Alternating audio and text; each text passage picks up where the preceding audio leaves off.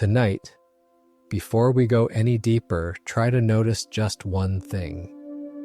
In this familiar room, the loudest thing is not the traffic outside, not the fan, not the sounds from the street. It is the thoughts still running in circles inside your head. Welcome to Lucid Dream, a place where every night we are not just trying to fall asleep, but giving ourselves a small, quiet space to sit with our own mind before we sink into the softer darkness of sleep. This is the space of Marcus Aurelius nights, and of people who have sat alone at night, face to face with their own uneasiness, not different from you right now.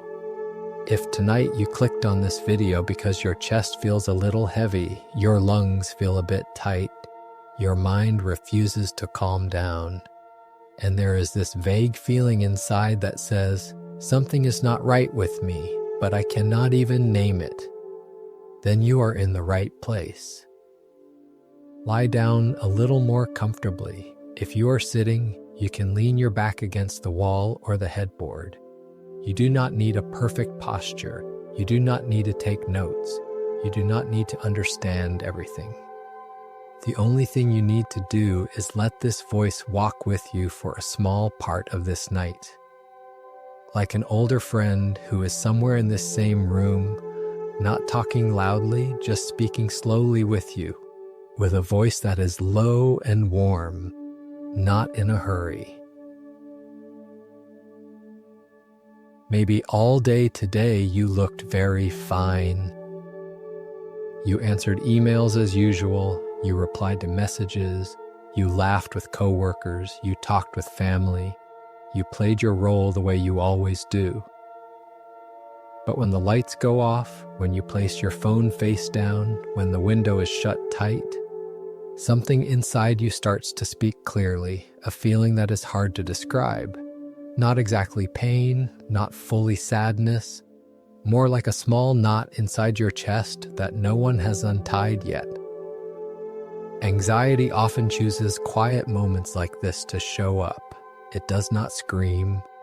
It whispers a few sentences that are just enough to pull your heart down.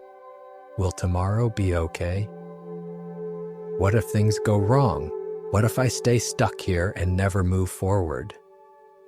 And from there, a whole crowd of what if starts to arrive without being invited.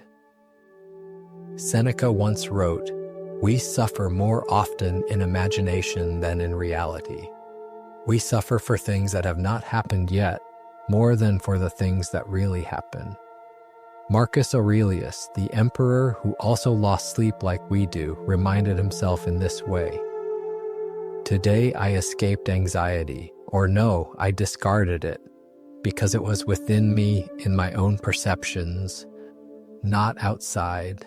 Two men, two completely different lives. But they meet at one point. Our uneasiness does not live out there in the outside world. It lives in the way our mind is looking at that world. I am not bringing these lines to turn your night into a philosophy lecture. I just want you to know that the feeling you have right now, this slight pressure in your chest, this thinking more than you want, has already lived in the minds of many people long before you were born. You are not strange. You are not too weak. You are a human being who is alive and who actually cares about your own life. Try to look at your restlessness tonight with a gentler attitude. Does it come from work, from money, from a half-hearted relationship? From the thought that everyone else is moving faster than me? Or simply, it is all of these things stacked on top of each other, turning into a thin mist around your mind? No clear shape, but always there. You do not have to put it into perfect sentences. You just need inside to quietly admit, yes, tonight I am anxious. I can see it. Sometimes just that is already a form of courage. Epictetus said it in a very short way. Men are disturbed not by things, but by the views which they take of them.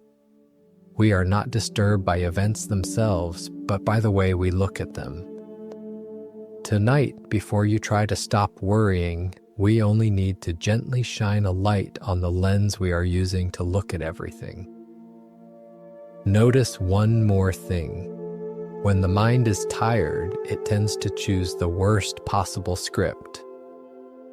One text that has not been answered yet suddenly turns into, "They are bored with me." One missed call turns into, "Maybe I did something wrong." A plan that has not even started is already labeled failure inside your imagination, while in reality, the other person might simply be busy or forgetful, or also drowning in their own thoughts, just like you. Our brain was designed to be alert, to protect us from harm. But if it is too alert, every small change becomes a possible threat in our mind. That is what Seneca wanted to touch when he wrote, "We are more frightened than hurt, and we suffer more in imagination than in reality. We are more frightened than we are truly harmed." Lucid Dream tonight is not here to turn you into someone who never worries again. A bit of uneasiness can simply be a sign that you care deeply about something, that you are placing real hope into it, that you are afraid of losing what your heart finds important. The real trouble starts when that feeling fills all the space inside you, when it pushes your sleep farther and farther away, when every night turns into a battle with your own thoughts. So what we do here is not chasing anxiety away. We are inviting it to sit down in a quieter place. We stop letting it run wild in your head. We just let it sit there in one corner, like a guest whose face you now recognize. Now, try to feel your body just a little. Are your shoulders hanging higher than usual? Is your forehead slightly tense? Is your jaw clenched without you noticing? If yes, give yourself a very small release. Do not force it. Do not push. Just simply notice. Right, I am tense. Then breathe out a little longer than you breathe in. No need to count. No need to breathe correctly. This is not a meditation class. It is just one night where you allow yourself to carry a little less. Marcus Aurelius had a habit of writing a few lines to himself before resting. He reminded himself that many things which feel huge now from the view of the future will be seen as a hard day, not as some great turning point of his whole life.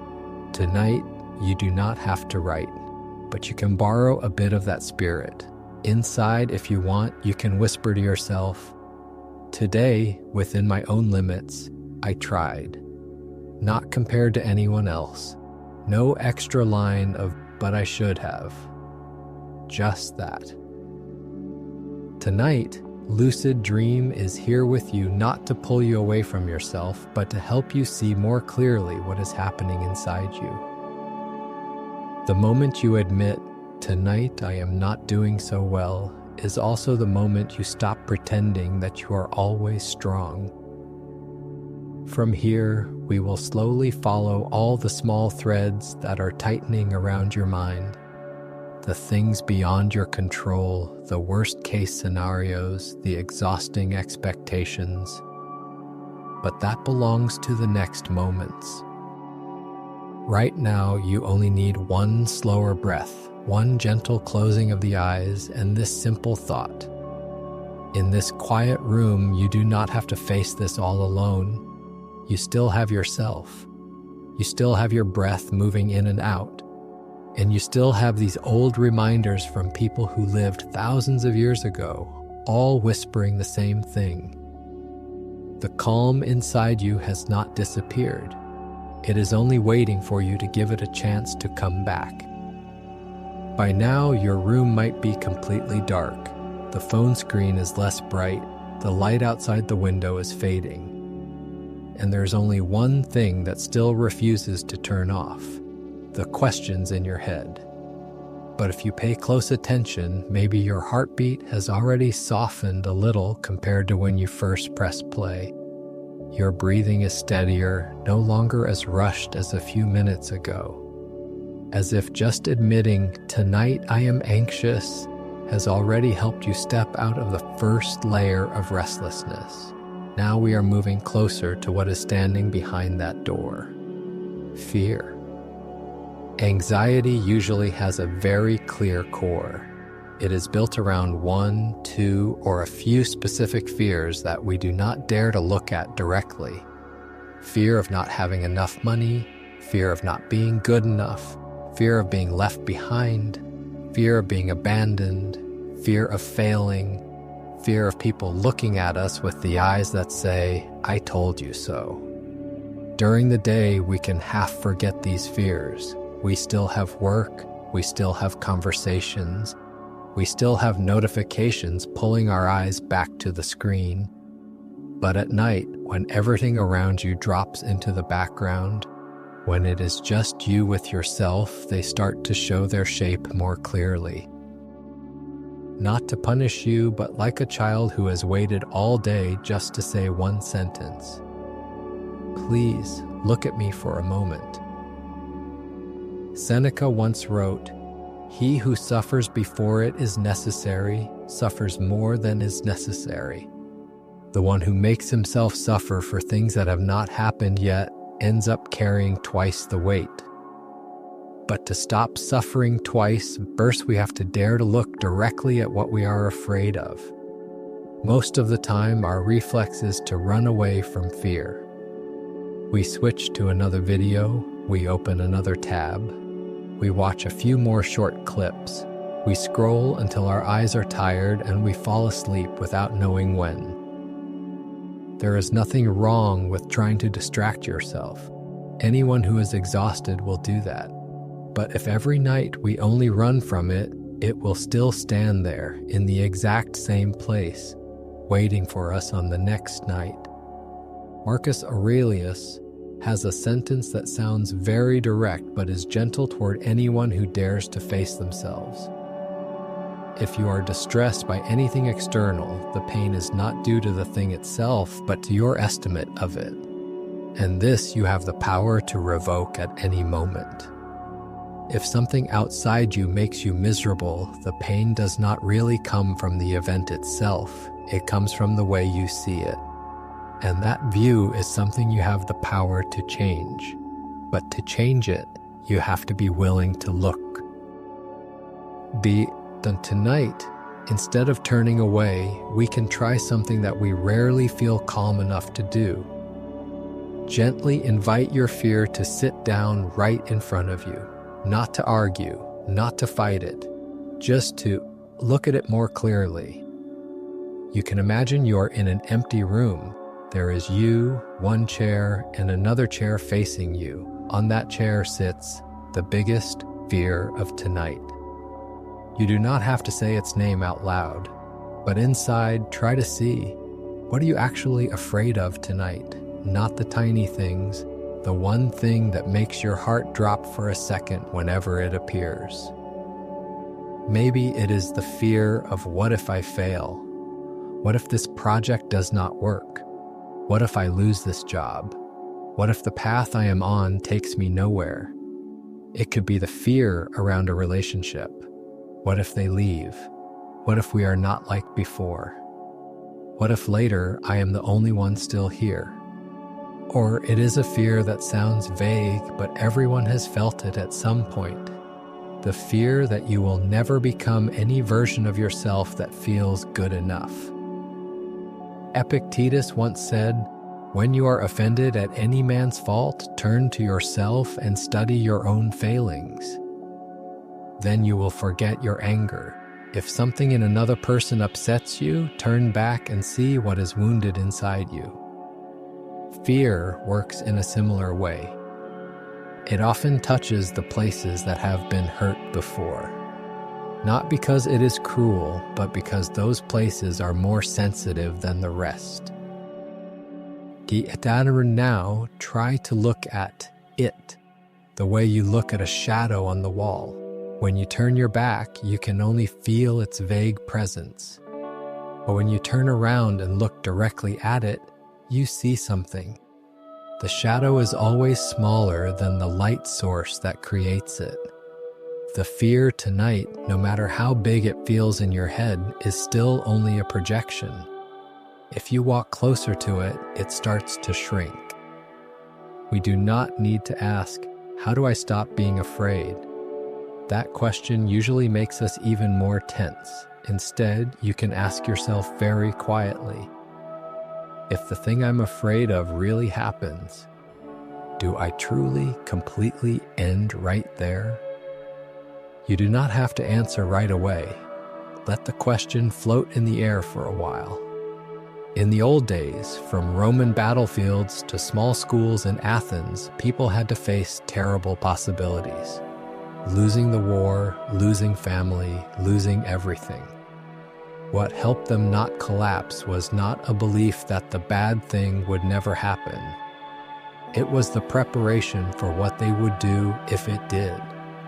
Seneca used to ask his students to practice something very difficult, to imagine themselves losing the things they had, so that when life truly changed direction, they would not break completely.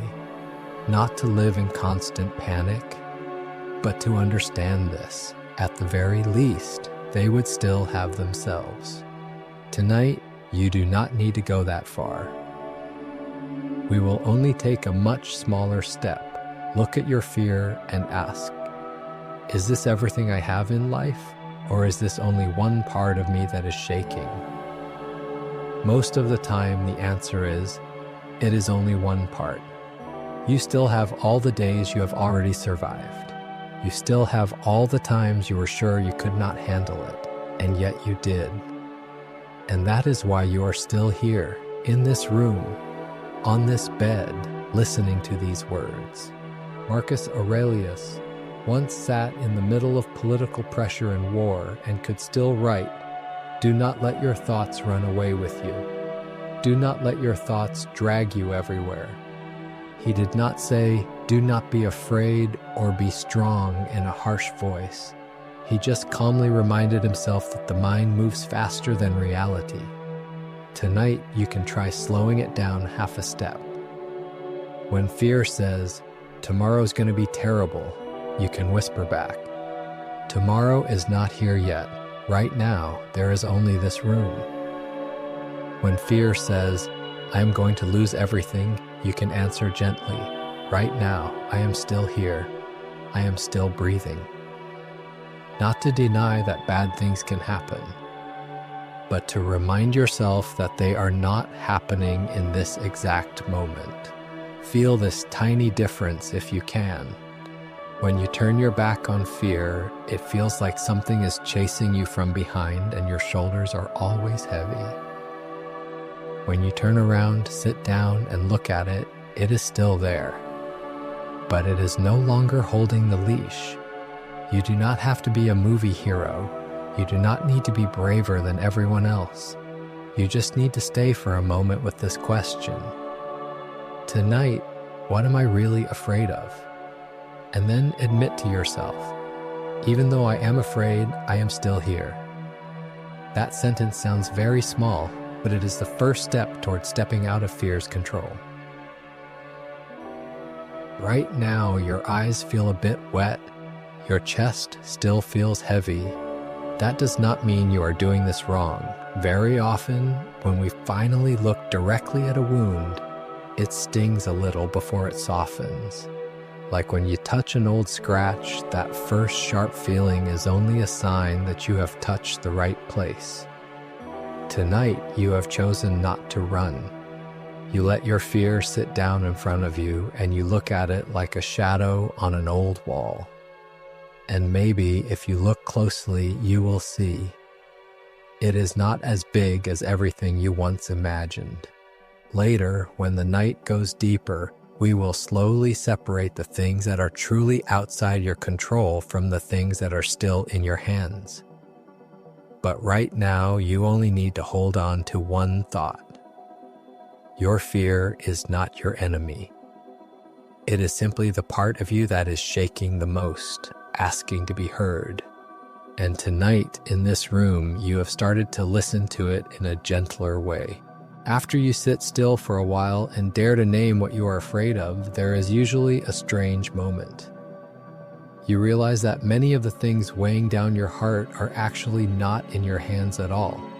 Not because you are weak, not because you're not trying hard enough, simply because they have never really belonged to this small circle of your influence. Epictetus opened an entire way of living with one very short line. Some things are up to us, and some are not. There are things that belong to our choice, and there are things that do not. It sounds obvious at first, but if you sit quietly for a moment, you may see something. Most of the things that make us the most uneasy fall into the group that is not up to us. The emotions of other people, the thoughts in their heads, the choices of someone far away, the weather, economic changes, events that happened long ago, days that have not arrived yet. We worry about them as if we could control them. But if you look closely, your hand is gripping hard into empty air. Try looking back at the things that have pulled you out of sleep on recent nights. Sometimes it is a careless sentence from someone that keeps replaying in your head. I do not think you can do it. Looks tough, but actually very weak.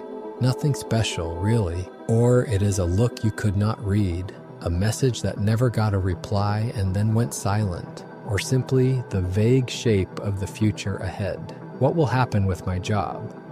Will the money be enough? Where will I be next year? 5 years from now, will I still be the person I am today? You are not wrong for thinking about those things. People who think ahead always have reasons to worry. The problem is, our mind tends to wander way too long in regions that our hands can never reach. Seneca once wrote, "It is the power of the mind to be unconquerable." The mind has the power to not be defeated. But at the same time, he reminded us again and again not to hand over our mind to luck and to outside changes. Not because the world is bad, but because it changes too fast for one person to control. Imagine you are standing by a wide river. You can plant a stick in the water to keep your balance, but you cannot order the river to slow down and flow the way you want. Trying to change the whole river will only exhaust you. Putting your feet firmly on the ground is the part that truly belongs to you. Marcus Aurelius, who had to face war, disease, and power struggles every day, wrote to himself, "You have power over your mind, not outside events. Realize this, and you will find strength. You have power over your mind, not over outside events. When you realize that, strength begins to appear. But to realize it, we have to start sorting through the messy pile in our head. And you can try a simple picture. In your mind, place 2 trays. One tray is for the things you can touch, change, and adjust little by little. The other tray is for things that will not move no matter how many more hours, days, or weeks you spend thinking about them. You do not have to write anything down. Just imagine those 2 trays somewhere in this room.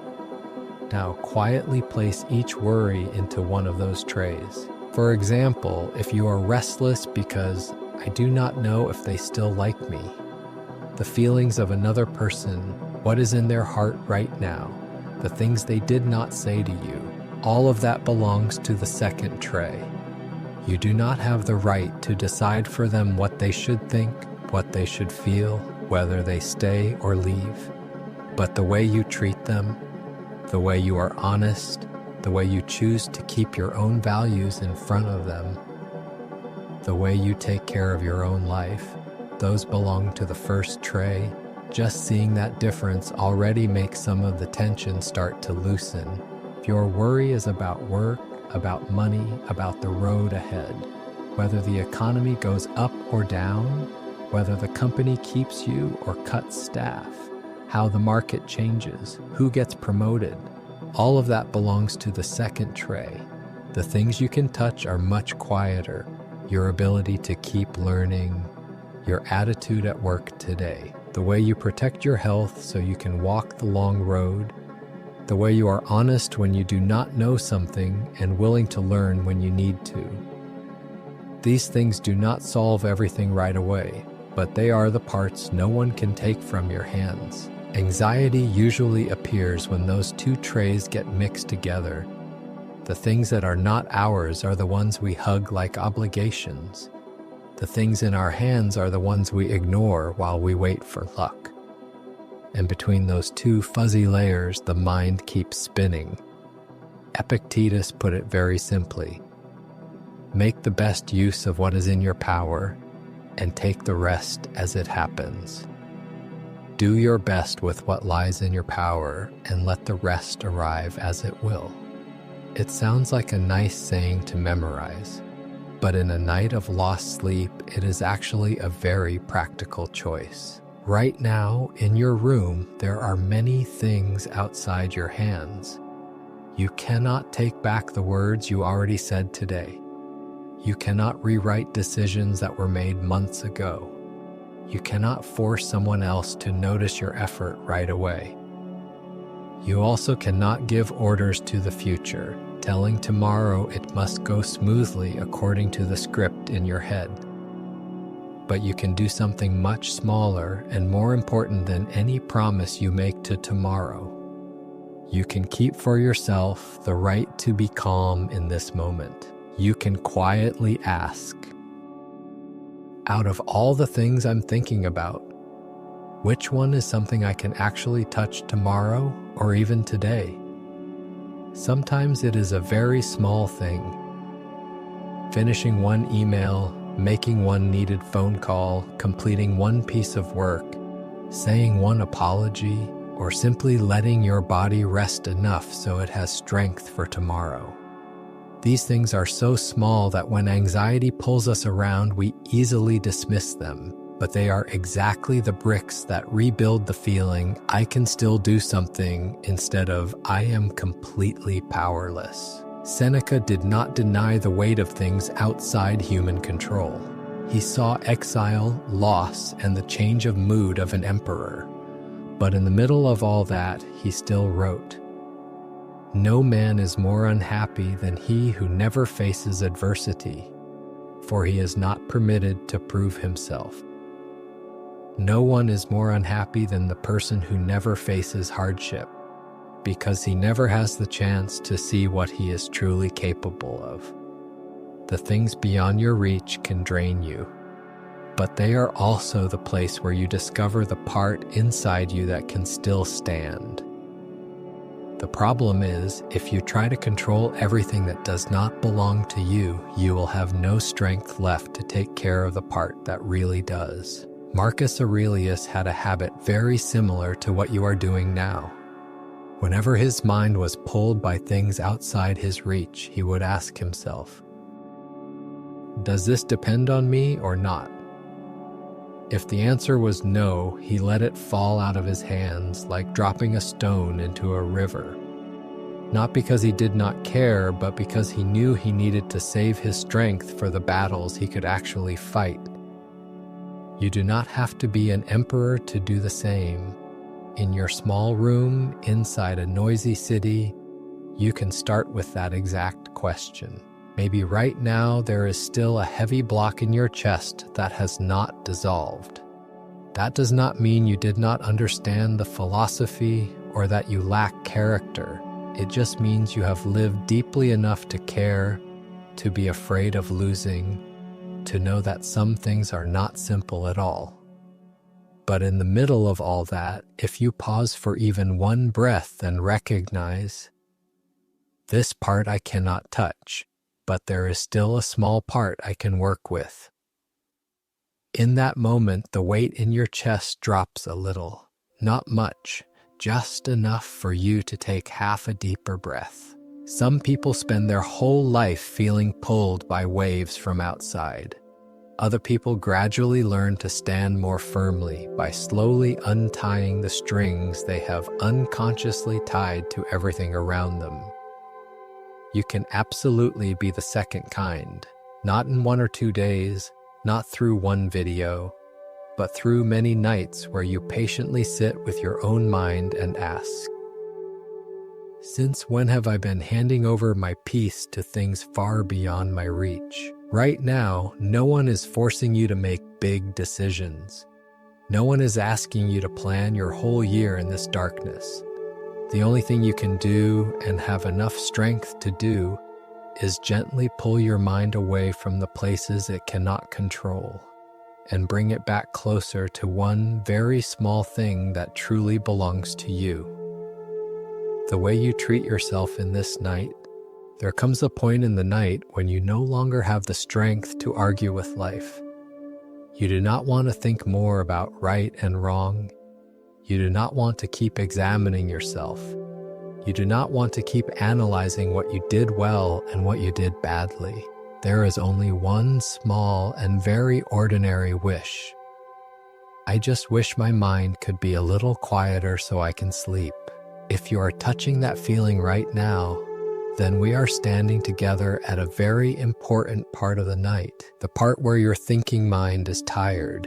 Fear has been named. The things beyond your control have been seen, at least a little. And now any extra explanation feels unnecessary. From the beginning of this session until now, your mind has gone through many places, old sentences, fears that have not fully taken shape, things you do not actually hold in your hands. But there is one thing that has stayed with you the whole time, from the moment this video started until now, and you may not have noticed it. Your breath. It never leaves you for more than a few seconds. It does not ask you to be better. It does not ask you to be successful. It does not ask you to be approved by anyone. It just quietly moves in and out of your chest, sometimes deep, sometimes shallow, sometimes fast, sometimes slow. Very often, the simplest thing is the first thing we forget.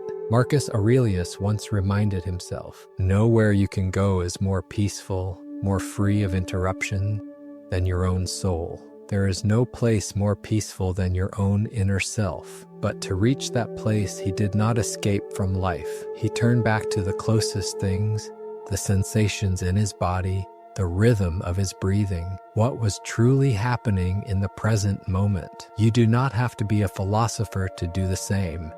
In this room, right now, you can give yourself a chance to come back to the simplest thing, the breath that is passing through you. Try to notice how your chest rises a little each time air comes in. Maybe the blanket is resting on your body, adding a soft and gentle weight on your shoulders and your stomach. Maybe you can hear a fan, an air conditioner, or a small sound of traffic on a distant road. All of these belong to right now. The worst case stories your mind keeps writing belong to someday, to maybe, to what if. Tonight, between those two worlds, you have the right to choose where your mind will rest. Seneca once spoke about living in a rush and forgetting the present moment. It is not that we have a short time to live, but that we waste a lot of it. Very often, it is not that we lack time. We simply lack moments where we are truly here. Anxiety behaves a lot like a thief. It rarely robs us by creating a real disaster. Most of the time, it quietly steals the ordinary minutes we already have. It pulls you away from this bed, away from this room. It pushes you into conversations that have never happened, into failures that have not taken place, into losses that are still only imagined. While right now, in real life, you are just lying here on the surface of a familiar mattress in a space that has gone through many days with you. You do not need to do anything complicated with your breath. You do not need to breathe correctly. You do not need to turn it into a task to complete. You only need to feel it as a quiet friend that stays with you no matter where your thoughts run to. When the air comes in, do not force it to be deep. Just notice your chest expand a little. When you breathe out, do not push hard. Just notice that something is leaving you very softly. If thoughts still appear in your mind, that is all right. The breath does not demand perfect focus. It only needs a little attention, just enough for you to remind yourself, I am still here in this body. Epictetus pointed to something that sounds small, but can walk with you through many anxious nights. There is only one way to happiness, and that is to cease worrying about things which are beyond the power of our will. One path toward calm is to stop worrying about what does not follow our will. That stopping is not a switch you flip in your head. It often begins from very ordinary anchors: the touch of the bedsheet on your hand, the feeling of your bare feet at the edge of the bed, the slow warmth in your chest each time you breathe in. These tiny details are things no one can take from you. They do not live on a screen. They are not in anyone's messages. They do not depend on how much you have achieved out there. They only happen between you and this body. Even if you try to bring your mind back to the present, from time to time a line of thought may still jump in. Tomorrow I have to. If that person. What if? That is all right. Do not rush to scold yourself. You do not need to be harsh and say, why am I still thinking about this? Each time that happens, you can simply notice. All right, I just went far again.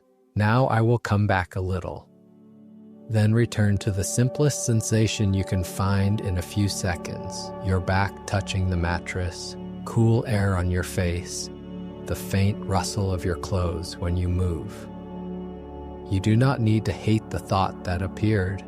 You only need to gently remind it that right now is not the time to discuss tomorrow. Seneca used an image that is worth thinking about when he wrote about people who never give their mind a pause. They are like someone who is always traveling and never stops anywhere. The mind also needs stopping points. Your breath can be one stop. The sleepiness that is slowly coming in can be another. The growing weight on your eyelids, the slow warmth in your hands, these are small stations that tell you, it is all right. You can let everything slow down a little. You are not betraying any responsibility by letting yourself rest. You are only preparing so that tomorrow you still have the strength to go on. Marcus Aurelius once wrote something very simple to himself. Rest, you're not a machine. We often forget that in a life that demands we keep a high pace, catch every opportunity, and never fall behind. But in this small corner of the universe, in the room where you are lying right now, it might be the first time today that you do not have to try to be anyone. You do not need to act like the capable one. You do not need to play the strong one. You do not need to look fine. You are simply a tired body, a heart that has been beating a bit too fast for too long, and a mind that has been holding too many stories. And right now, you are giving all of that a break. Let your breath move a little slower if it wants to.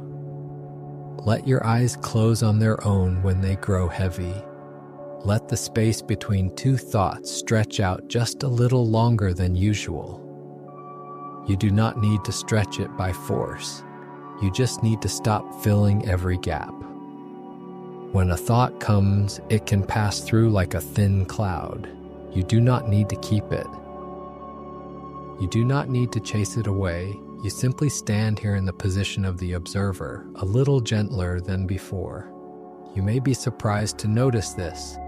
When you stop trying so hard to control fear, stop chasing your thoughts, and come back to your ordinary breaths. The worry does not disappear right away, but it no longer fills the whole screen like before.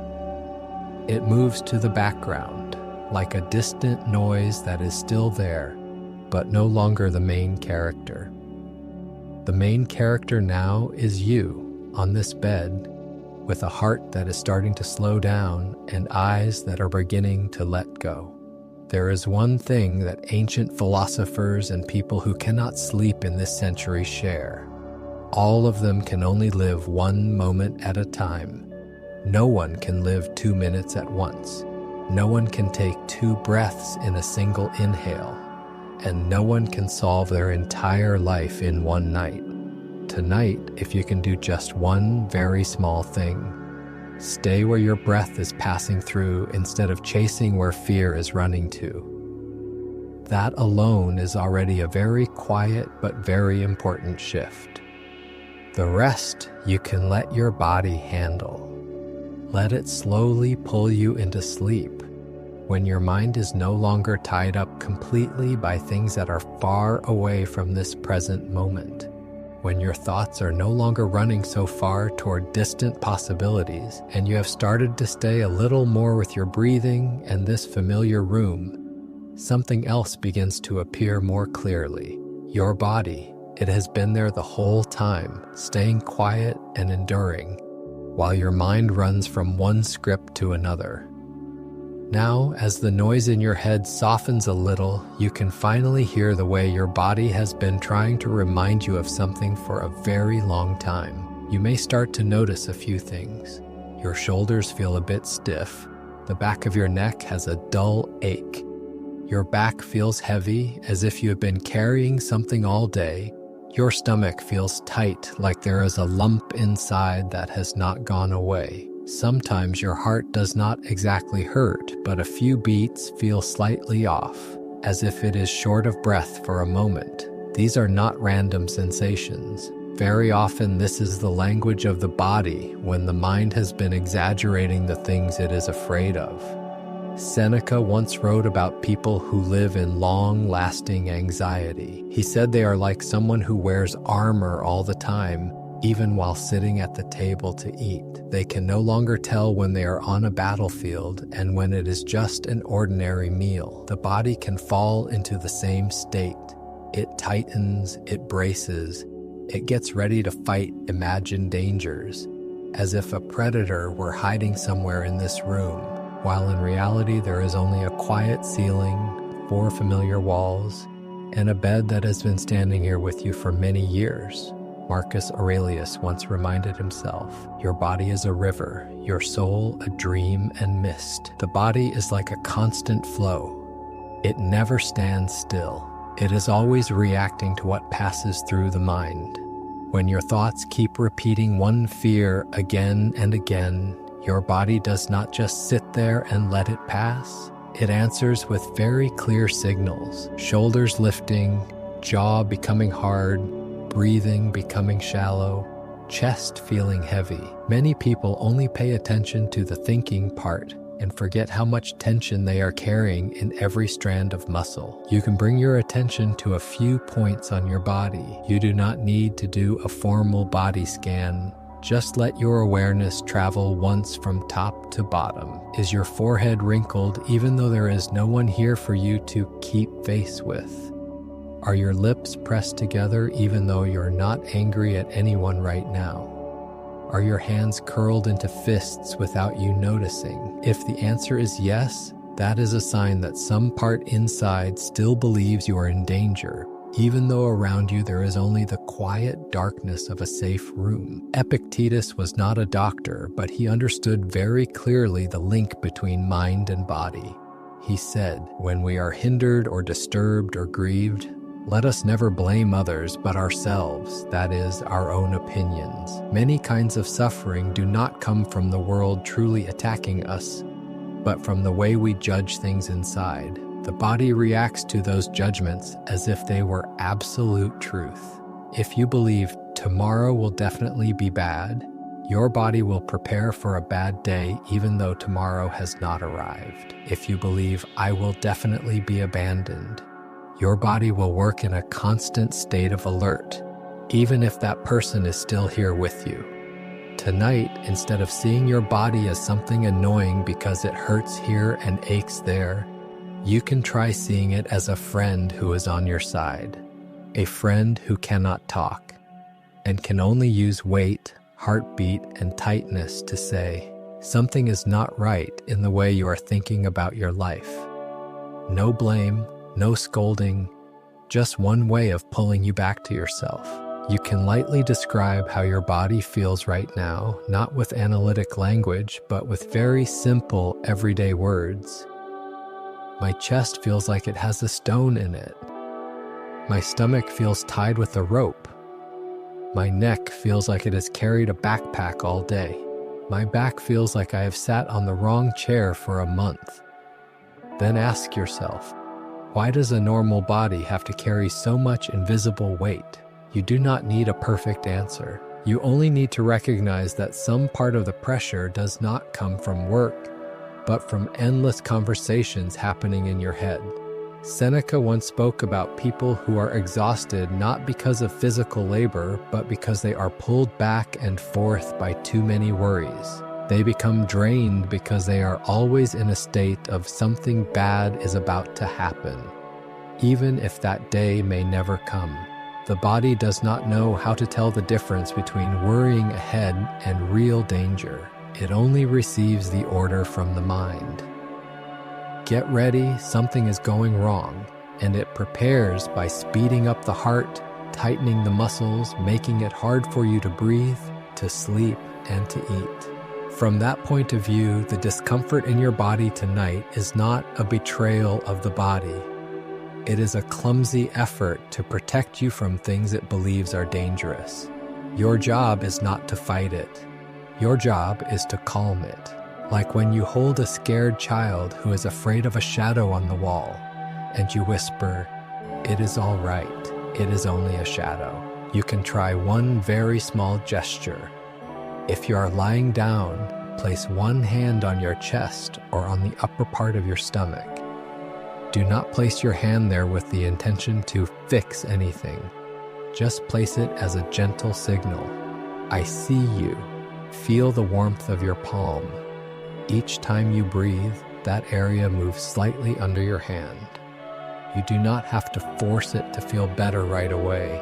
You do not have to command it to be less heavy. You are just staying there so it knows it does not have to carry everything alone. Marcus Aurelius often reminded himself not to see the body as an obstacle, but as part of the lesson of living. He wrote, "When you are offended at any man's fault, turn to yourself and study your own failings. If someone else makes you upset, turn back and look at your own weak spots." With the body, you can do something similar.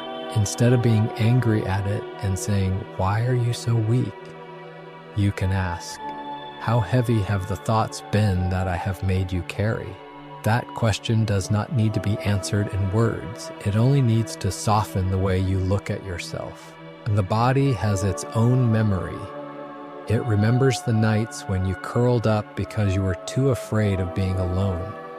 It remembers the times when you stood frozen and could not say anything in front of unfair blame. It remembers breakups. It remembers uncomfortable meetings. It remembers the messages that made your heart beat faster the moment you read them. Those memories are not all stored in the mind. They are packed into many small places in the body. Tonight, when you start to notice them one by one, some spots may sting a little in a very familiar way. Do not rush to turn away. Do not try to dig into them either. Just stay with that feeling for a few breaths, like sitting next to a friend who is telling a story and you do not cut them off. Seneca said that the mind needs time to recover, just like the body. The body is the same. It cannot relax completely the moment you hear a bit of philosophy. But every minute you spend listening to it, noticing each tension and each ache without judging, is 1 minute it can rest from having to shout. When a person is heard, they no longer need to shout. The body is the same. Right now, your stomach may still feel a little tight. Your shoulders may not have dropped completely. Your head may still have a few thoughts circling around. That is all right. On any night, it is hard for a person who has been worrying for a long time to suddenly become different. But if you are willing to sit beside these uncomfortable feelings instead of seeing them as enemies, If you can see that your body is only speaking for a mind that is tired from exaggerating everything, then something has already changed tonight. A small relationship has shifted between you and the body that has been walking with you from the very beginning until now. You do not have to force yourself to relax 100%. You only need to choose not to fight your aches. Each time you feel a spot become heavier, you can gently say, "Yes, I know. I will be softer with you from now on." In the quiet darkness of this room, with the small sounds of the night around you, that is already a very kind promise you are giving to yourself. There is something interesting about late night. The later it gets, the bigger everything inside your mind seems to grow. A sentence that felt not so bad during the day suddenly becomes a huge issue when you lie down. A small mistake at work turns into a midnight vision where everything falls apart. One colder than usual look is replayed in your mind at this hour as proof that I have no value left. The mind is like a camera with an infinite zoom mode. When it locks onto one spot, the whole world shrinks until there is only that one thing.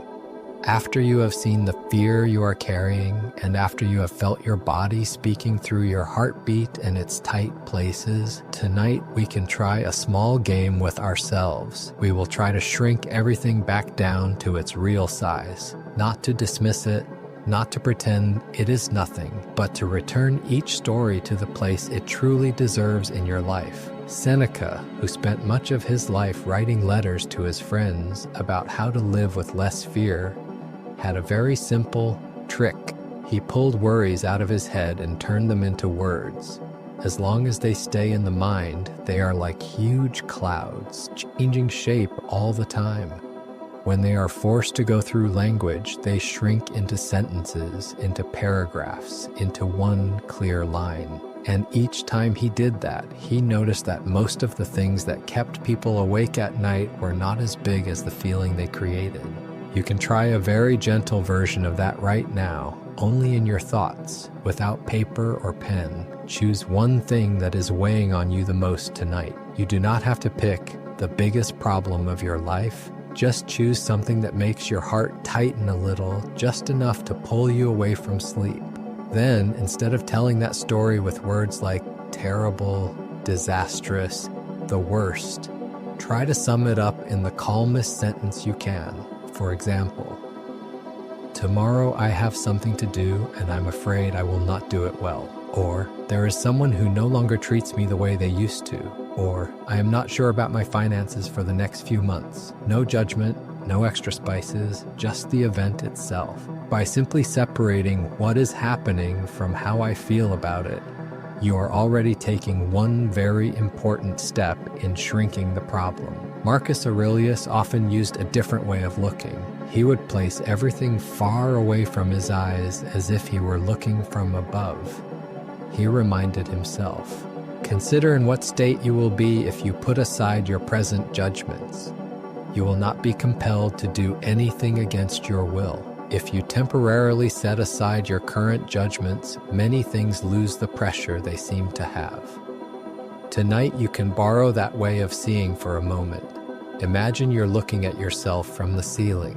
One person lying on one bed, in one room, in one house, inside a very large city. And that problem, even though it hurts, is still only one piece in the picture of that person's life. It is not their whole life, it is one part. Epictetus always returned to a very basic question: how much of this is actually in my hands? If the answer was very little, he would lighten the weight it had on his shoulders. Not because he was careless with his life, but because he understood that a human being has a limited capacity to carry things. If we give every worry the same weight, very quickly the whole of life will feel like one giant rock we cannot lift. Shrinking a problem does not mean denying the pain. Seneca never said, "Do not be sad, do not be afraid, do not be upset." He simply asked, How big has the story in your head made this? Is your place in this story really that small? Or have you put yourself exactly in the spot of a powerless victim and forgotten the other parts of you? You can play one more small game. Tell your problem using only 3 words. For example, afraid of losing, afraid of being forgotten, afraid of not enough. No fancy language, no long explanation, just 3 words to give it a name. When your problem shrinks into 3 words, you may feel that a small space suddenly opens between you and it. That space, if you let it stay quiet for a few breaths, is where you begin to see that you are larger than this story. Not larger in strength, larger in how much you can hold. Seneca once wrote a line that is worth remembering on nights like this. We are more often frightened than hurt, and we suffer more from imagination than from reality. We are frightened more often than we are actually harmed, and we suffer more from imagination than from reality. The distance between that sentence and your mind tonight is not as wide as it seems. What you are doing right now is simply asking, what is really happening? And which parts are things I'm adding in my imagination? Imagine a friend sitting next to you right now, telling you your story, but in the 3rd person. They are scared of this happening. They are thinking that if this happens, their life is over. What would you say to that friend? You probably would not say, yes, you are right, it is over, there is no hope. You also probably would not brush it off with, come on, it is nothing. You would both acknowledge, yeah, that is really exhausting, and quietly remind them, but this is not everything you have in your life. Tonight, you can say that same sentence to yourself. Marcus Aurelius often used time as a way to shrink the problems of the day. He would ask, will this still matter 10 years from now?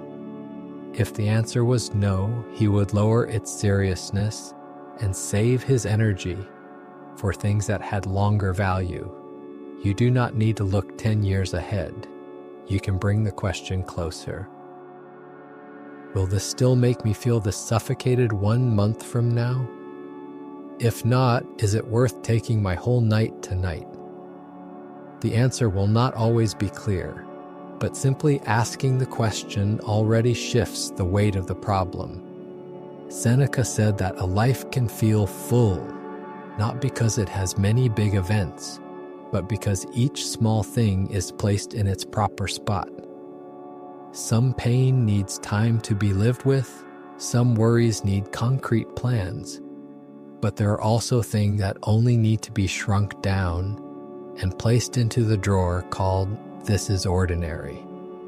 Tonight, in the middle of anxiety's whispers, with your breathing growing steadier and the tense places in your body already speaking up, you are learning a very quiet art, the art of not letting one story take up the entire sky. If right now the image of what you fear is still in your mind, try to see it from a little farther away. Do not erase it, do not chase it out.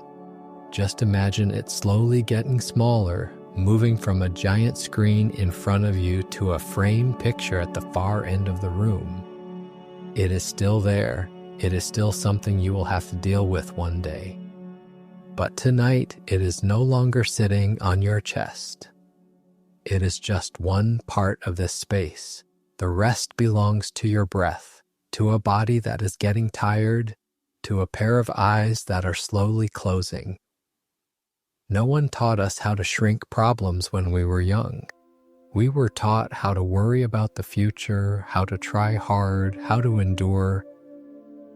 But almost no one taught us how to place each thing back into the size it should have.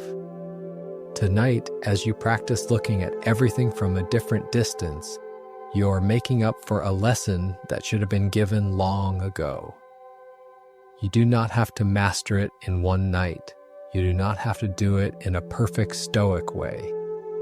You only need, each time your mind starts to blow things out of proportion, to remember that you have the right to turn the lens and adjust the frame so the picture fits your life better. The rest you can leave to sleep, which will slowly find you when everything is no longer too big to block your view.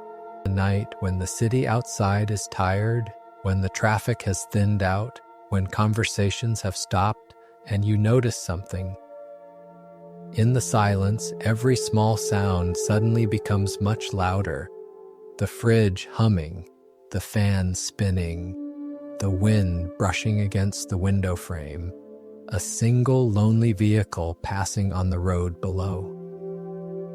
If you listen with your ears, these are just ordinary sounds, but if you listen with a mind that has been too sensitive after many restless days, everything can easily be misunderstood as a sign of danger.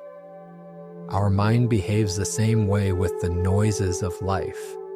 A message that is seen but not answered, a reply that feels shorter than yesterday, plans that get postponed one more time, an eye contact that slips past you a little faster than usual. All of these, when viewed from a calm state, are just small details. But when you are exhausted and living in alarm mode, even one faint signal is enough to make you believe. Something very bad is about to happen. Epictetus called the first things that strike our senses impressions. He said that we do not have the power to block all impressions, but we do have the power to decide whether we will believe them immediately or not. When you meet with apparent harm, remember that it is not the thing itself, but your judgment about it that alarms you. When you encounter something that looks bad, remember that it is not the event itself that makes you panic, but your judgment about it. Tonight, among the tiny sounds of your room and the vague signals of life, we are learning a very subtle lesson: to tell the difference between noise and real danger. Try to remember a recent time when you scared yourself. One punctuation mark, one short answer, one yeah that felt a bit colder. That night you played hundreds of stories in your head.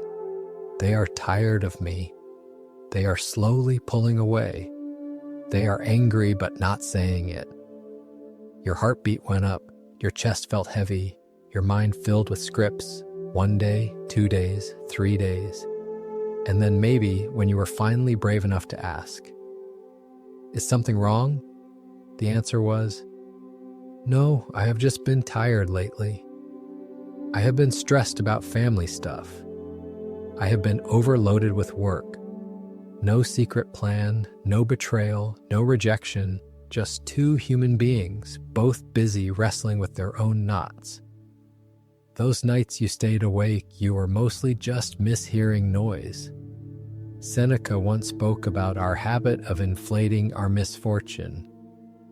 We are in the habit of exaggerating or imagining or anticipating sorrow. We have a habit of blowing things up, imagining them, and running ahead of our sadness.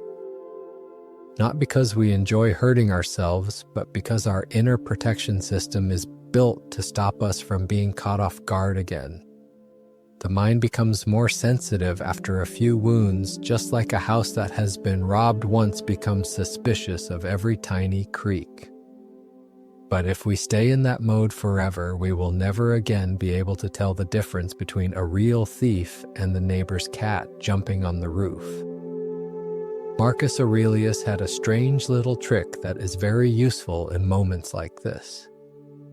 Whenever something made him angry or anxious, he would force himself to describe it in the most factual words possible.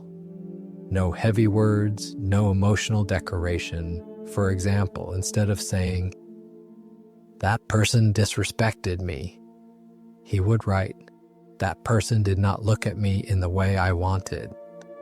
Instead of, "The whole day was terrible," he would write, "There were some things that did not go as I hoped." It sounds small, but that is how he turned the volume of the noise back down to its true level. You can borrow that method tonight. If there is something loud in your mind right now, try to describe it in the most boring way you can. For example, instead of, "They are slowly abandoning me," you try, "Lately they reply more slowly." Instead of, "I am a failure," you try, "There are some things I've done that have not brought results yet." Instead of, "No one really cares," you try, "I have not received care in the way I wish for." You are not lying to yourself. You are just peeling away the extra layers of exaggeration that your anxiety has wrapped around the event. Epictetus advised his students not to trust their first impression too quickly. Do not say about anything, "I have lost it," but "I have returned it." He taught them to change their words in order to change their feelings. With the noises of life, we can also change the label we put on them. Not, "They are quiet, they must hate me," but "They are quiet, the reason may not be about me." Not, "They are acting strange, I must have done something wrong," but "They are acting strange. Whether I've done something wrong or not needs more evidence. It cannot be decided from a single sign." Changing one line of inner dialogue like that is how we refuse to let vague signals turn into a courtroom where we condemn ourselves. You can probably remember times when you were extremely worried about something, so worried that you could not eat, could not work, and later when you look back, all you could do was smile softly. At that time, I really did make it much more serious than it needed to be. Not because the event itself was small, sometimes it was big, but the script you wrote for it was 100 times bigger than necessary. Every time that happened, your body paid the price. Lost sleep, racing heart, heavy head, tight stomach. Tonight, the simple act of pausing between layers of speculation is already a gift you are giving to your body. Seneca never said, "Do not be afraid of anything." He just suggested that whenever you face an event, you ask, "What is the worst that could realistically happen? If that really comes, will I still be alive? If I am still alive, in what ways could I adapt?" Not to haunt yourself, but to separate real danger from noise. Real danger is the kind of thing that needs preparation, planning, and action. Noise is the kind of thing that only needs to be noticed and then allowed to pass. Right now, in your room, there are also two kinds of things existing at the same time. Real sounds, the soft noise of the fan, distant traffic, footsteps somewhere on a lower floor from time to time, and imagined sounds, the sentences you say to yourself, the stories you build from a few small fragments of information. You do not need to chase away all sounds. The only thing you can do is choose which ones you will believe. Marcus Aurelius once wrote a sentence that fits nights like this very well. If you are pained by any external thing, it is not this thing that disturbs you, but your own judgment about it. And it is in your power to wipe out this judgment now. If you suffer because of something outside you, it is not that thing itself that hurts you, but your judgment about it. And that judgment is something you have the power to erase or rewrite. Rewrite here does not mean making excuses for others or putting yourself to sleep. It means pausing one step before saying, "It is definitely like this," and adding one more line, or maybe it is not. In that gap between the two sentences, your mind has space to breathe.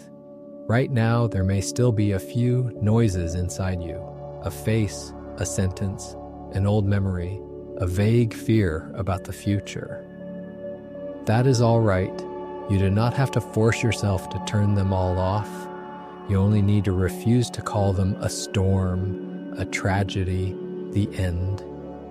You can simply call them noise. Noise will settle on its own when you stop feeding it more meaning. Tonight, you do not need to become someone who never has another negative thought.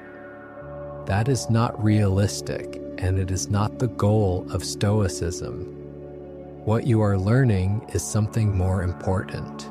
When a faint signal passes through your life, you know how to pause for half a beat and ask, is this really a threat, or is it just noise? That is all. And then you gently bring your attention back to the things that are more certain. Your breath, your blanket, your bed, your ceiling. Small things, but they are truly here. The rest you can leave to the night. Let it slowly push all the noises farther away until there is only one thing left for you to feel. The tiredness melting away and sleep coming closer slowly but surely. It is no longer the body that feels the most tired. It is your mind. Not because you have done too much physical work, but because from the moment you opened your eyes until now, your mind has almost never had even 1 minute of truly being switched down. You open your eyes and there are messages. On the way out, there are deadlines. In the middle of the day, there are expectations. Towards evening, there is comparison. When night comes, there is replay. You run through every sentence, every event, every face.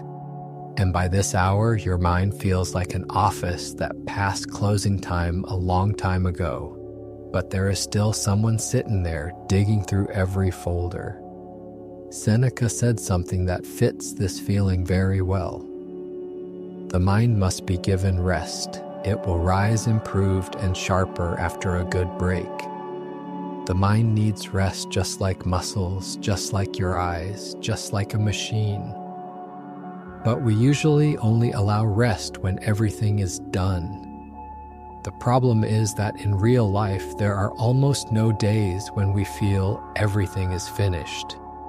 There is always unfinished work, unfinished conversations, unfinished plans, unfinished feelings.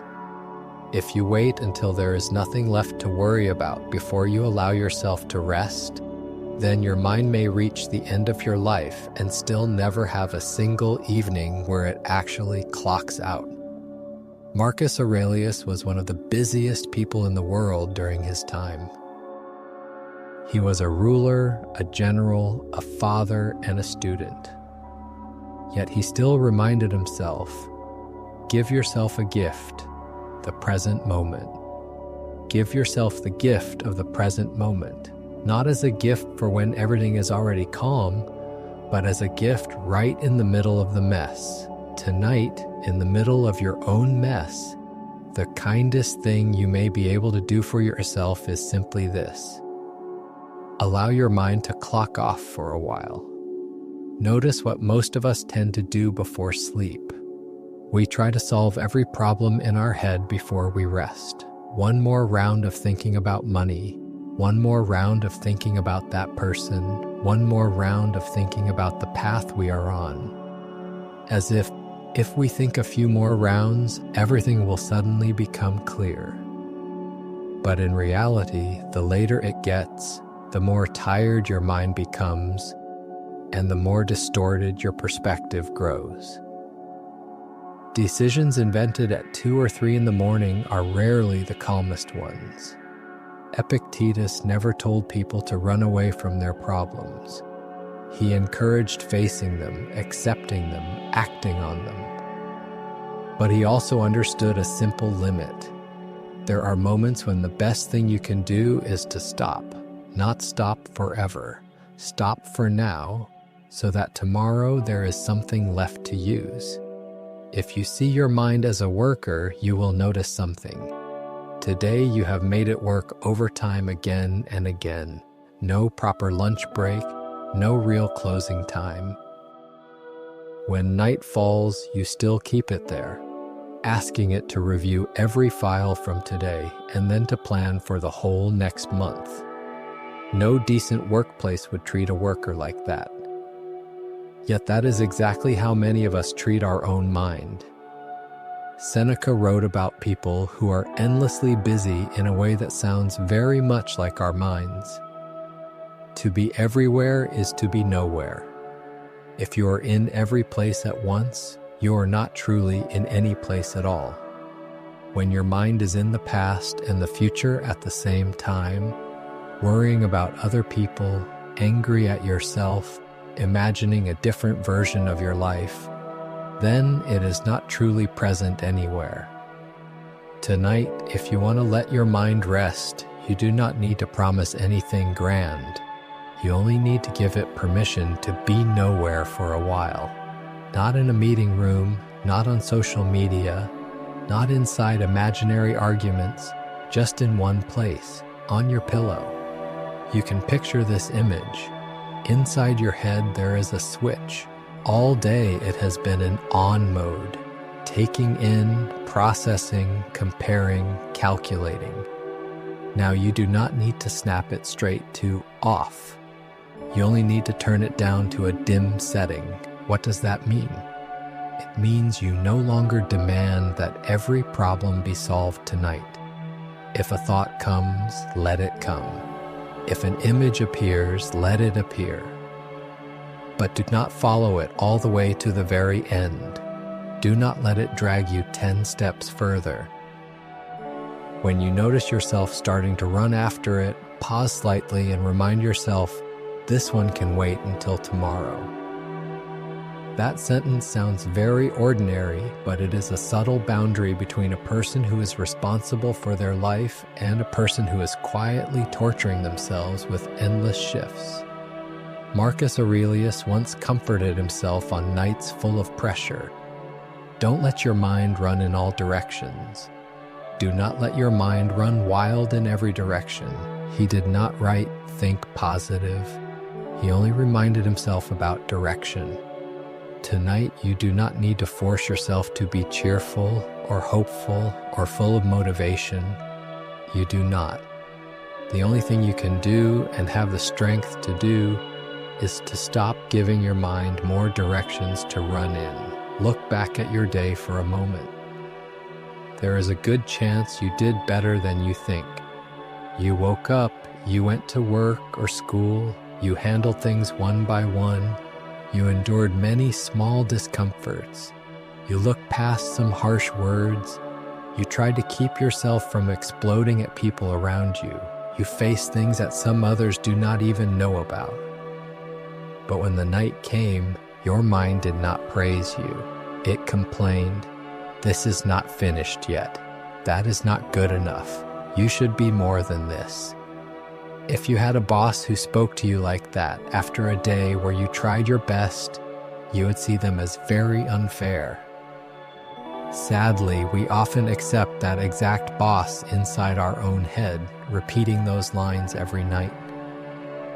Seneca once wrote, "Sometimes even to live is an act of courage." There are days when just living in an ordinary way is already an act of courage.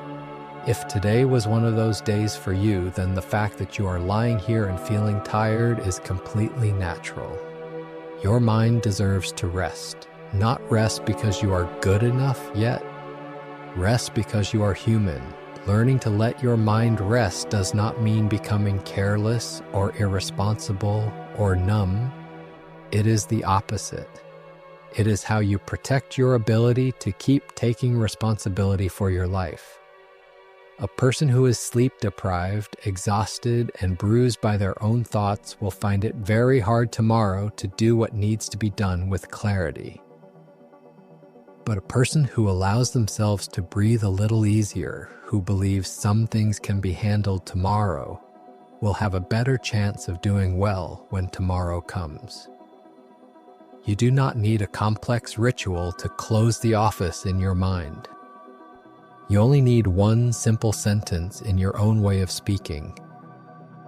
It might be, "All right, that is enough for today," or "Okay, I will stop here, I will handle the rest tomorrow," or "Today I have done all I could." If you want, you can say that sentence inwardly one more time, very slowly, like sending an email to yourself. Today, this is enough. Marcus Aurelius wrote a line that I like to use to close a day. When you arise in the morning, think of what a privilege it is to be alive. He wrote about the morning, but for that morning to truly feel like a privilege, tonight needs to close in gentleness, not in one last round of self-interrogation. In the darkness of the room where you are lying, with small night sounds around you, with your breathing becoming steadier, you can allow yourself to put down some of the invisible weight that has been wrapped around your mind. Not all of it, just one layer. It is very possible that a part of you still does not feel completely calm. That is normal. There is no switch that turns off all worry at once. But if tonight your mind at least receives one message that is different from usual, that it does not have to work overtime again, that it is allowed to put down a few folders, that it can leave the desk, walk out of that office, and lie down with your body, then that alone is already a very gentle and very real shift. The rest you can leave to sleep. Let it do its work, mending the small tears inside, refreshing the parts of you that have been overloaded, so that when morning comes, even if your problems have not disappeared, you will still have a little more strength to take the next step, but we rarely call it by its real name. Every night before we sleep, we put ourselves on trial. We drag the whole day out again, replay every scene, zoom in on every small mistake, and then we pronounce the sentence, again, not good enough, again, not enough, again, worse than everyone else. There is no courtroom, no lawyers, only one judge, yourself, in a closed trial in the middle of the night. Seneca told a story about his teacher, Sextius, who had a small ritual before sleep. He would ask himself, today, what bad habit did I correct? What wrong impulse did I resist? In what way did I become better? Then he wrote, I make use of this daily and plead my case before myself. He presented his own case to himself every night, but the difference is this: he was not reviewing his day to torture himself. He was doing it to understand himself and to gently adjust a little for tomorrow. That is something most of us were never taught. How to look back at a long day with kindness, not with a whip. Try turning back toward the you of today, not as a strict inspector, but like a friend sitting down after a long day, pouring a glass of water and asking something very simple. What did you go through today? Not what did you achieve today, but what did you go through? Those two questions create two very different states of mind. Maybe this morning you woke up already tired, but you still pulled yourself out of bed for work, for duty, for responsibility. You still went where you had to go, still smiled at the people you needed to smile at, still answered questions, still tried not to let anyone see how exhausted you were. At noon, maybe you swallowed a sentence you really wanted to say because you did not want to make the room heavier. In the afternoon, you pushed yourself to finish what was unfinished, even though your mind was no longer as sharp as it was in the morning. In the evening, you came home and kept playing some role: the good child, the friend, the partner, the one who comforts someone else. And now, in the time that should have been yours to rest, your mind drags you out for one more round of scolding. Marcus Aurelius, whose writings are in many ways his own night journals, once reminded himself, "Be tolerant with others and strict with yourself. Be gentle with others and strict with yourself." But if you read his life and notes carefully, you will see something important. That strictness was not name-calling, it was honesty. He did not call himself useless or a failure or shameful. He wrote things like, "Today I overreacted in this situation. Today I thought things about that person that I did not need to think." Then he gently told himself, "Tomorrow I will try to act differently." That is all. There is no extra line like, "You are terrible," no extra line like, "You are hopeless."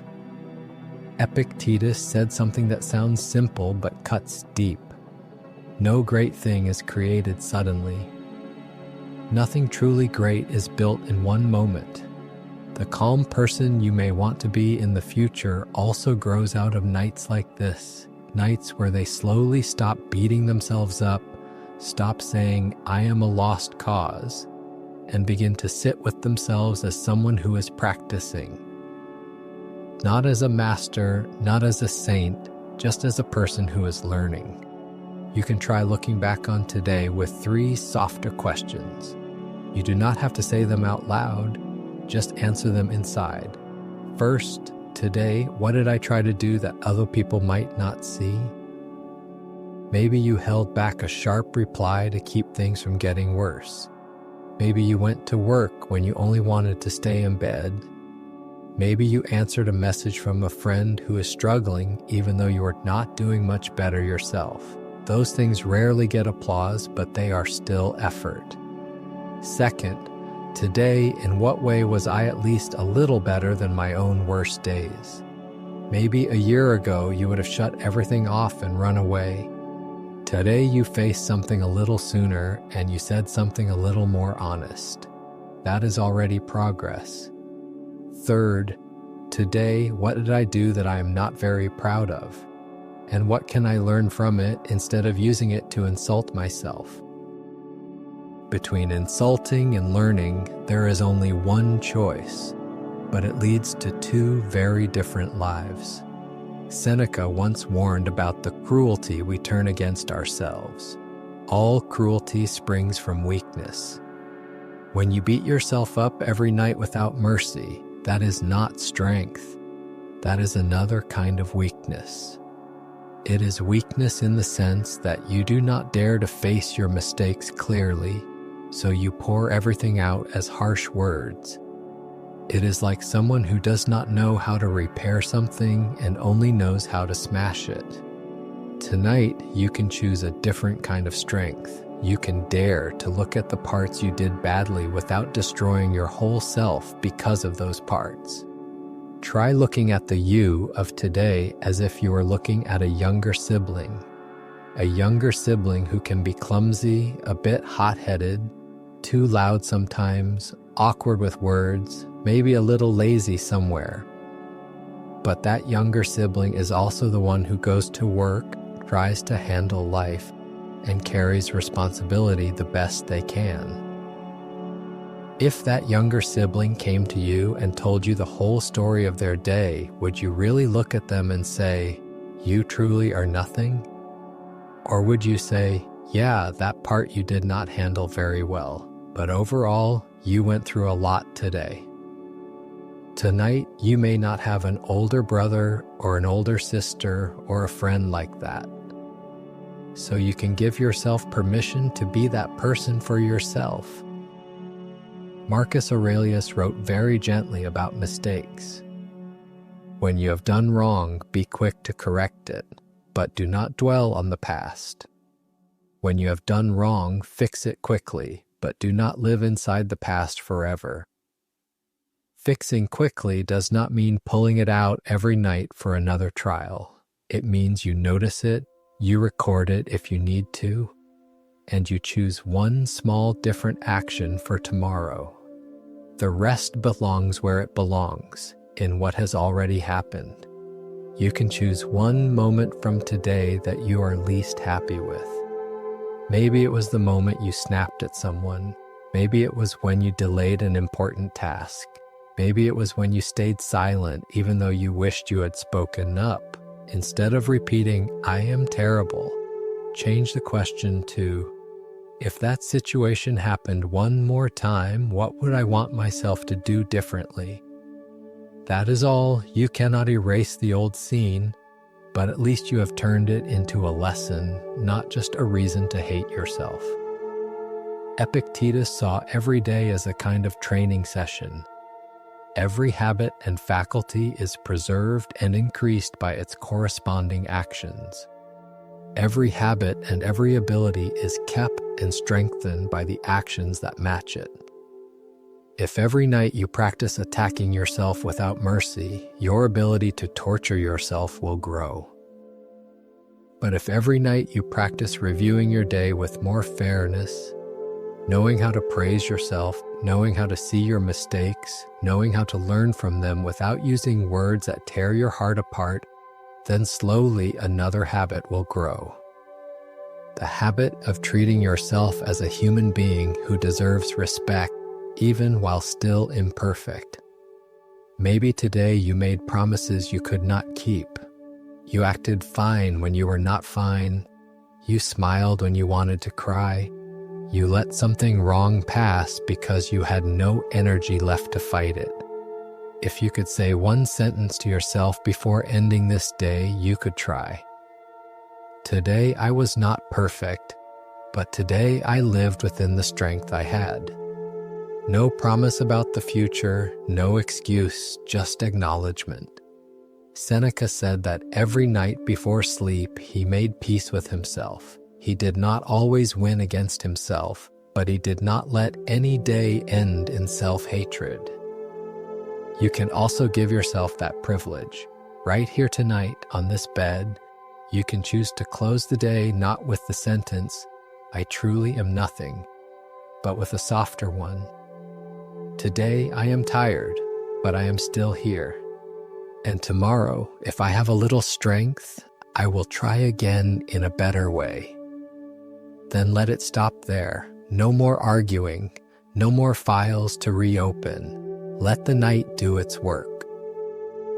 Let it gather the fragments of your day and stitch them together into a new sheet so that when morning comes, you can move on, not with the feeling, "I am a disaster," but with the feeling of someone who still has the right to try again many more times, probably gone through many layers inside yourself, from that vague ache at the beginning, to naming your fear, to seeing the things outside your control, coming back to your breath, listening to your body, shrinking problems down, telling noise apart from real danger, and sitting with your long day through a gentler lens. Many things are still not solved. Life is still there, full of questions. But if you notice carefully, one thing has already changed a little. The way you treat yourself in this night. We often imagine inner calm as a state where there is no anxiety, no fear, no confusion, like a perfectly flat lake with no ripples, no sound. But Seneca, Marcus Aurelius, Epictetus, all lived in real life, in politics, in war, around illness, loss, and sudden news. They did not write philosophy from some quiet mountain. They wrote in the middle of days filled with bad news. And they still believe that inner peace is real. So what does that peace actually look like? Not a lake with no waves, but a lake with waves and no storm. Seneca once said, "True happiness is to enjoy the present without anxious dependence upon the future." True happiness is not a life without sadness, but the ability to stay with the present without being chained by fear of what will come. Tonight, even if only for a few moments, you have done exactly that. When you paid attention to your breathing, when you felt the blanket on your body, when you noticed a tight spot in your chest, when you were honest with yourself about a tiring day, when you quietly said, "All right, that is enough for today. I will handle the rest tomorrow." Those moments, short as they are the true face of peace. They are not loud, they do not shine. They are simply the moments when you stop fighting against yourself. Marcus Aurelius had a beautiful image for the inner life. The mind is like a fortress. You are not obliged to let anything in that will destroy your peace. The mind is like a fortress. You're not required to open the gate for everything that wants to rush in and ruin your inner peace.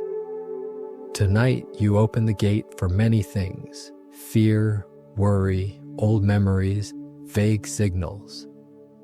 But for the first time, you also chose not to let in certain guests. You did not let in more insults toward yourself. You did not let in the worst-case scenarios running to the very end. You did not let in the thought, "My life is over." Instead, you allowed different sentences to walk in. "This is only one part of my life. This can wait until tomorrow. Today I am tired, but I am still here." That is how you have started to guard your fortress. Epictetus said something that sounds far away, yet is very close to this moment.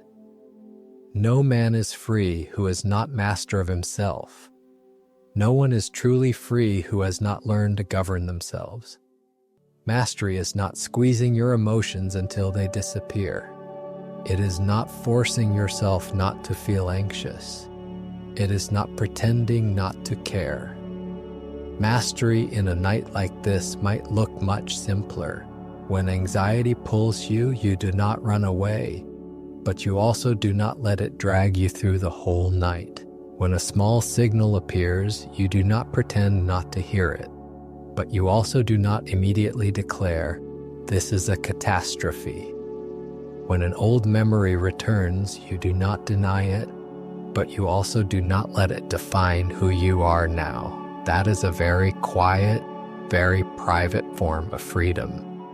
If you listen carefully, maybe you still feel a bit of heaviness in your chest, a bit of tightness in your stomach. That is all right. Inner peace is not the moment when every uncomfortable feeling disappears. It is the moment when, even in the middle of those feelings, you stop asking, "What is wrong with me?" and begin to ask, "How can I soften with myself right now?" Tonight, you have done that. Whether it is your first time or your 100th time, it still deserves to be noticed. Do you remember how it felt at the very beginning when you first lay down? Back then, the whole day seemed to fall on you at once. Tasks, people, money, the future, unsaid words, memories that would not fade. Now, if you pay attention, the picture has changed. The stories are still there, but they are farther away. You are no longer facing a wall. In front of you is the ceiling, the soft darkness, the rhythm of your breathing, the gentle weight growing in your eyelids. Between those two moments, there was no miracle, only the small steps you agreed to take with yourself. Lucid dream does not exist to give you all the answers to every problem. This place is just a small corner where you can let your shoulders drop a little, where you do not have to perform, do not have to prove anything, do not have to be okay.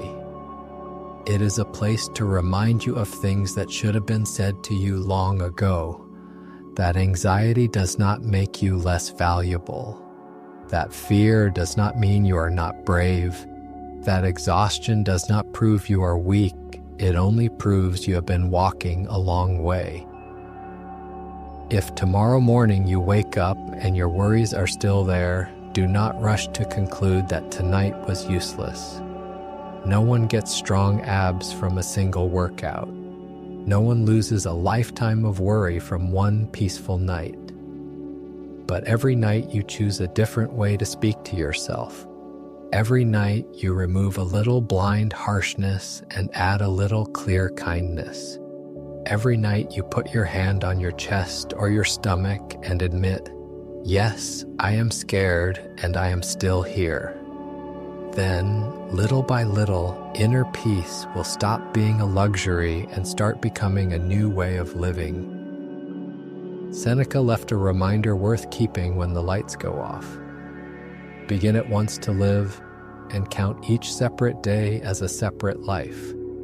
Begin to live and treat each day as a small life. Today, with all its anxiety, exhaustion, efforts, and imperfect moments, is one small life. That life is about to close inside this room, on this bed, in this breath. Tomorrow, if you wake up, that will be another life, another chance, another version of you. You are not required to carry every sentence from all your previous lives into this one. Marcus Aurelius added another layer when he wrote, "Think of yourself as dead. You have lived your life.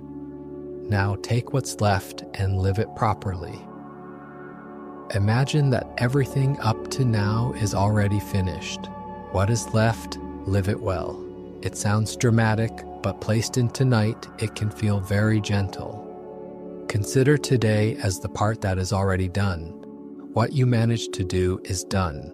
What slipped is already slipped. What you did not finish will stay unfinished for now. The rest of the night is not for retrying the whole day. It is for resting. It is for letting this body lie still, for letting this mind stop playing the boss, for letting this heart beat for the simplest reason of all. Because it is still alive. You do not have to force yourself to fall asleep immediately. Sometimes just accepting that you will lie here with your eyes closed and let everything slow down is enough for sleep to find you. Let everything that was said tonight drift away like voices at the end of an alley. You do not need to remember every sentence or repeat every idea.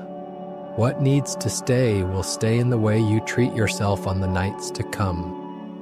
Now, if you want, you can whisper one last sentence inside yourself for tonight. Even if there is still anxiety in me, I still allow myself to be at peace for a while. Then let everything become quiet. If sleep is already close, let it lead you away. If your eyes are still open, let the darkness gently soften the sharp corners of your day. Either way, tonight you did not abandon yourself. And for a mind that has had to fight alone for too long, that is already a very big kind of peace.